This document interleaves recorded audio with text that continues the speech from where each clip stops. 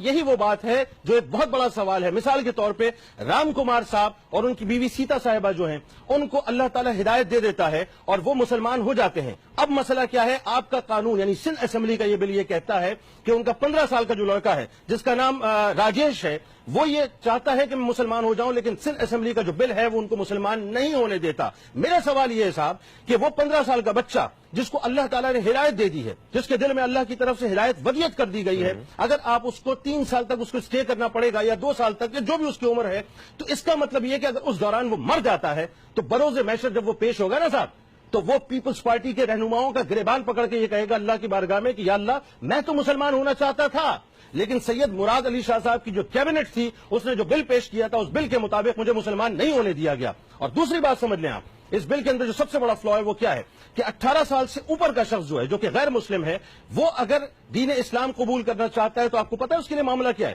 21 دن تک اسے ایک سیف ہاؤس میں رکھا جائے گا, یعنی فیصلہ کرنے سے پہلے اسے سوچنے کا وقت دیا جائے گا, اسے مختلف مذاہب کے لٹریچرز دیے جائیں گے اور اس سے کہا جائے گا کہ اپنے فیصلے کو ریکنسائل کرو. یعنی اس کا مراد یہ ہوئی کہ اللہ اس کو جو ہے ہدایت دینا چاہتا ہے, بندہ اس کو سیف ہاؤس میں رکھ کے 21 دن کا موقع دینا چاہتا ہے کہ وہ سوچے کس کی سانس کی ضمانت ہے کہ کون کتنا زندہ رہے گا. جس کو ہدایت اللہ نے دے دی ہے, یہاں سندھ اسمبلی کا کون سا ایسا قانون ہے یا کون سا ایسا لیڈر ہے جس کے پاس یہ پاور ہے کہ وہ اللہ کے اور رسول کے قانون کو ڈیویٹ کرے, اس کو ایک طرف رکھے اور اس کو 21 دن کا موقع دے. اس کا مطلب یہ ہے کہ آپ مکمل طور پر اللہ اور اس کے رسول کے قانون کے خلاف بات کر رہے ہیں. مجھے ایک بات بتائیے, اسلامی جمہوریہ پاکستان آپ اسے کہتے ہیں فہیم بھائی, جی اسلام کے نام پر اس کی بنیاد رکھی گئی ہے, اسٹیٹ کا مذہب جو ہے دین اسلام ہے.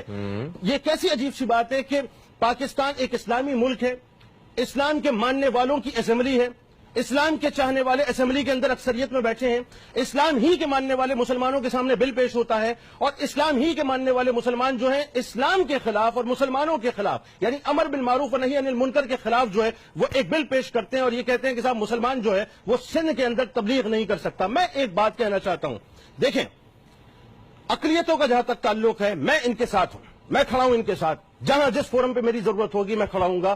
میں مانتا ہوں کہ صاحب 1000 کے قریب بچیاں جو ہیں اسٹیٹسٹکس کے مطابق جبری طور پر اندرون سندھ کے اندر جو ہے وہ کنورٹ کی جاتی ہیں. یہ انتہائی سفاکانہ کام ہے, وحشیانہ کام ہے, درندگی ہے یہ بلکہ میں یوں کہوں کہ عقیدوں کے حوالے سے یہ دہشت گردی ہے بنیادی طور پہ.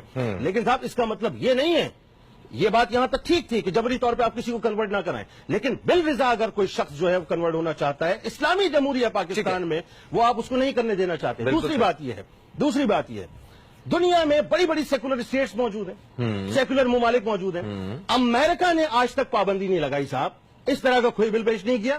وہاں تو فریڈم آف اسپیچ ہے. کیا وہاں جبرن مسلمان کیا جاتا ہے لوگوں کو یا جبرن ہونا نہ ہونا ایک الگ موضوع ہے, لیکن وہاں پر کم از کم قدغن بھی نہیں لگائی جاتی کہ آپ تبلیغ نہ کریں. ہاں صحیح. یعنی دیکھیں نا, بات یہ ہے کہ بھارت کی ہم بات کرتے ہیں, کتنی بڑی سیکولر اسٹیٹ ہے, کتنا بڑا سیکولر ملک ہے, لیکن وہاں پر اس قسم کی کوئی قدغن نہیں ہے. لگی تو کہاں لگی, آگ اپنے ہی دامن میں اپنے ہی گھر پہ لگی. میرا ماننا یہ ہے, میرا کہنا یہ ہے صاحب, بلاول بھٹو زرداری صاحب, مراد علی شاہ صاحب, بہت مزے سے آپ دیوالی منانے کے لیے گئے تھے نا, جائیے ہندو برادری کو آپ سپورٹ کیجئے. ووٹوں کا معاملہ ہے نا, آپ کو ووٹ چاہیے, آپ ووٹوں کے لیے سارا کام کر رہے ہیں, آپ اور کچھ نہیں کر رہے. آپ کو ہندو برادری کی بنیادی طور پہ جو سپورٹ چاہیے, آپ نے دیوالی منائی, آپ نے جا کر وہاں پر آرتیاں جو ہیں وہ اتاری, آپ نے وہاں پہ جا کے پوجا پاٹ کی.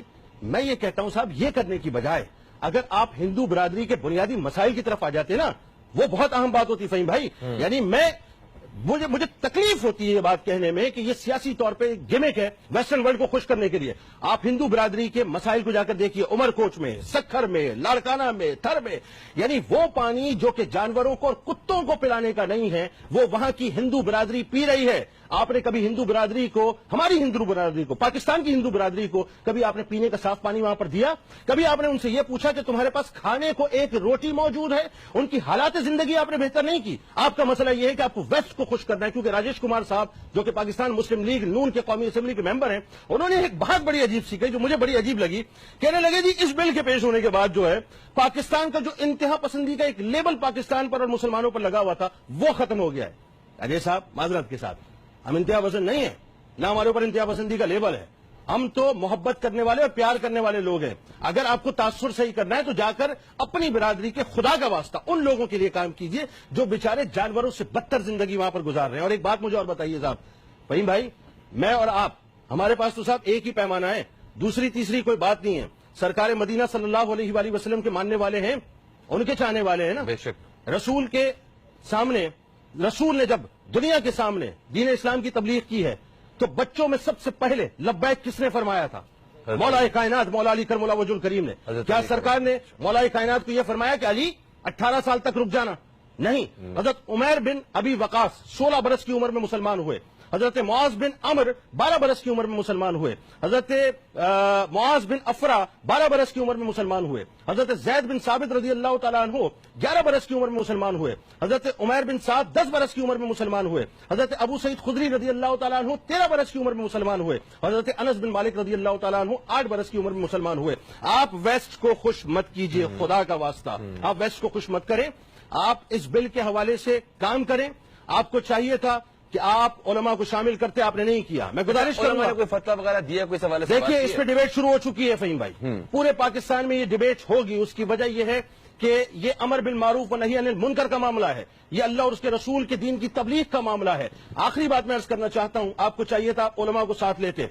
आप जिस बिरादरी को या जिस वेस्टर्न वर्ल्ड को खुश करना चाहते हैं, आप मजाक मत करें दीन इस्लाम के साथ। ये आग से ना खेलें, ये आग आपके दामन को भस्म कर देगी। पीपल्स पार्टी ने बेसिकली ये पाकिस्तान की, मैं जुमला कहना चाहता हूं, पाकिस्तान की नजरियाती असास की बुनियादों को हिलाने वाली बात है। ये आईन है पाकिस्तान, वो आईन है पाकिस्तान जिसको भुट्टो साहब ने तरतीब दिया था। पीपल्स पार्टी वाले समझ लें, आप तो बुनियादी तौर पे साहब भुट्टो साहब के मदार पे आप कैसे जाएंगे?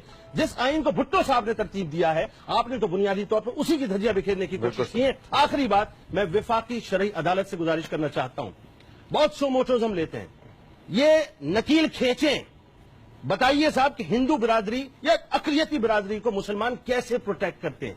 ऐसे नहीं, उनके खिलाफ ऑपरेशन जरूर करें जो जबरी तौर पर मुसलमान कर रहे हैं, लेकिन साथ साथ इस बात का तदारुक होना चाहिए कि ये इस्लामी जमहूरिया पाकिस्तान अल्लाह और उसके रसूल के मानने वालों का है, जो अपनी दीन की तबलीग भी करेंगे और हर अंदाज से अपने पैगाम को भी पहुंचाएंगे।